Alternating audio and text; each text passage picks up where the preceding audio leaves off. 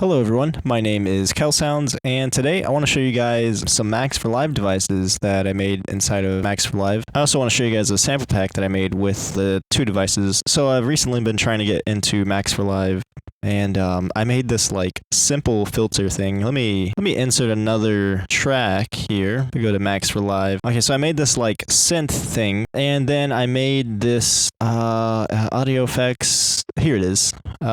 This like simple filter thing.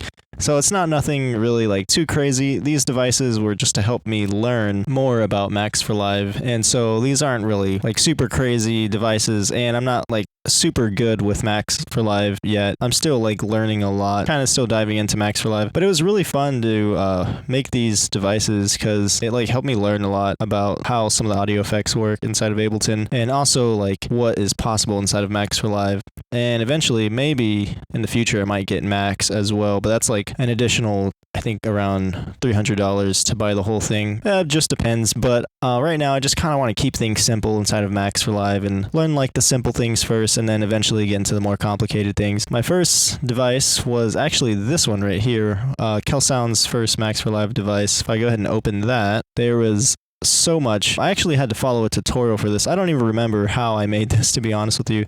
I think making synthesizers inside of Max4Live is probably one of the harder things to do. So I don't know why I started out with making a synth as my first Max4Live device. Yeah, I followed a tutorial for this, and I used a lot of objects to kind of work together to create this synth. It was a really good learning experience, though, I will say that. As frustrating as it was, I learned a lot. And also with the filter, what mainly helped me with the filter was reading the documentation. You can literally come in here and unlock these and copy these devices and paste them. That's pretty much what I did. It kind of helped me learn a little bit more because of these options at the top here. Like you have basic, end filters, filter response, cascade, and cascade's really helpful if you have like multiple, I think it's 2-pole biquad filters or something like that. Yeah, 2-pole, 2-0 filter. And then they have these like coefficients at the top that you can plug in values that determine how the filter behaves, which I still need to look more into.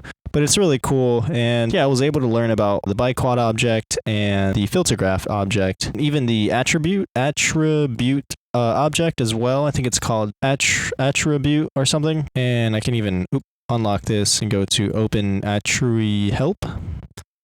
And you basically like plug it in. I plugged it into the filter graph, and it shows like all the attributes of the filter graph. Oh, this isn't filter graph. Hold on. Whoops. This is something else. Here we go.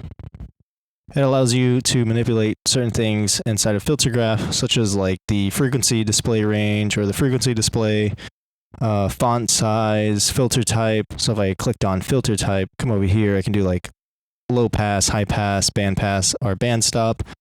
I'm not going to do that though, because I have it connected to some other things. But yeah, the Max4Live device filter thing helped me like learn about the biquad object and just other things that are going to come in handy in future Max4Live devices that I want to eventually try and do. Yeah, it's a lot of fun. I kind of wanted to learn a little bit more with sound design, and I think this is going to really help with that. These two Max4Live devices, the filter and the first Max4Live device, it's called Simple Sounds, are going to be released on my Patreon. So if you want to check that out, you can. It'll be available for Sound Squad subscribers. I also went ahead and released a sample pack with the devices. So just to kind of show you guys what's happening inside of these devices. For the first one, I have like oscillator off, I have a sine wave, sawtooth wave, and a square wave. This is what it sounds like. Just going to turn all of these off really quickly. Or you know what, no, I'll leave them on. But yeah, oscillator off, there's no sound. Then sine wave.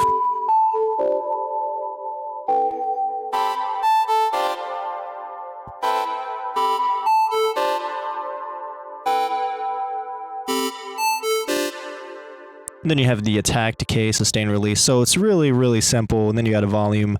I don't really know how to do anything else other than that yet, but eventually I do want to get into the more complicated stuff. I just wanted to stick to something simple and then eventually learn more as I progress inside of Max4Live. Same thing with the filter. You got low pass, high pass, band pass. You can just click those options. And then you got the frequency, the resonance, and then the spectrum range, which just adjusts the range of the frequency spectrum in here. So you got all the way to 20,000 and then all the way to 0 hertz. Still some pretty interesting stuff to learn. When I turn the spectrum range all the way, if it goes past 24,000 hertz, it kind of like goes back into itself, and I think that's because of aliasing. And you even notice this inside of like EQ8. So if I load up EQ8, the frequency range only goes to 22,000, and if it goes above that, yeah, you'll see like some weird stuff happening with your signal. It'll go right back into the EQ8 like backwards. And like I said, I think that's because of aliasing. So yeah, when I was messing with that, it like the sound kept going when I had it past 24,000. So even if the MIDI stopped playing, it like kept playing the sound. Pretty sure there's some stuff I have to learn there, but I thought that was really interesting. I was like, oh wow, okay, so the sound just keeps going even if there's no MIDI playing if it goes past 24,000 hertz. So I think it's gonna be really cool to look into later. But yeah, I kind of want to show you guys the samples that I made with this rack. Oh, here it is. Kel Sounds Max4Live devices, 8-bit sound effects. I thought they sounded like really cool video game sound effects. Here, I'm just going to drag these in here. This one's called Surprise Surprise.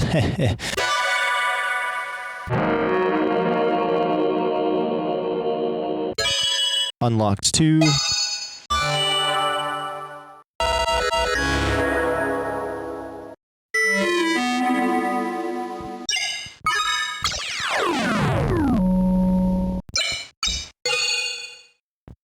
Selected sub-selection or something. I just wanted to name the sounds depending on what it would sound like, I guess. But yeah.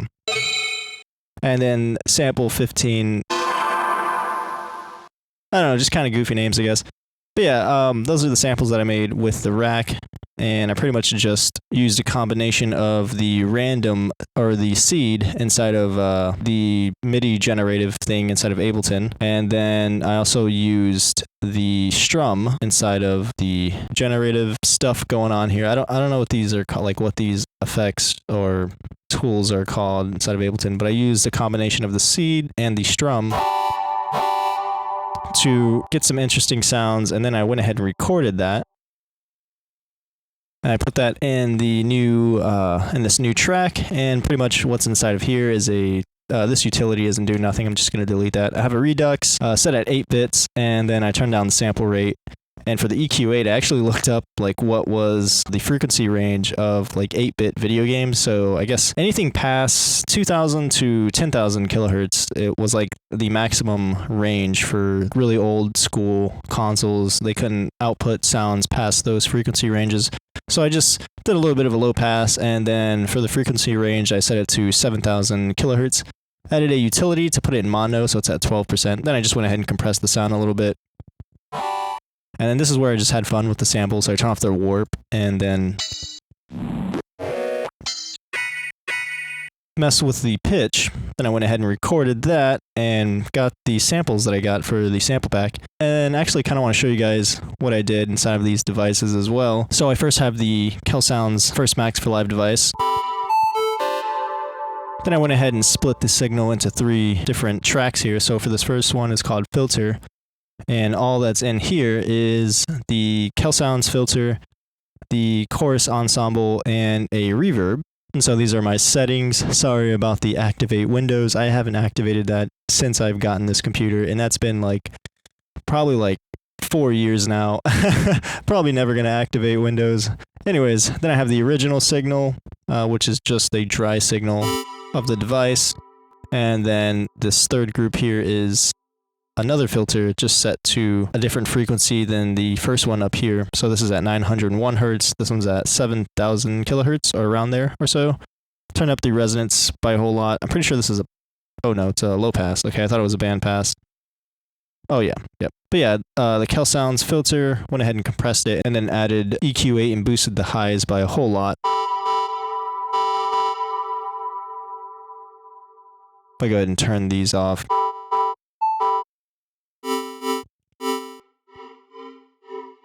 This one's just like in a room with the reverb settings. It's like way in the background because the reverb is at 100%. And I also mess with the size and the decay of the reverb to kind of put it in the background. Then of course, for the last few things that I added was a reverb and a OTT.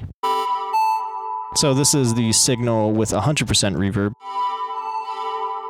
Then I have the original signal, no effects at all. Then the final thing that I did was added this OTT.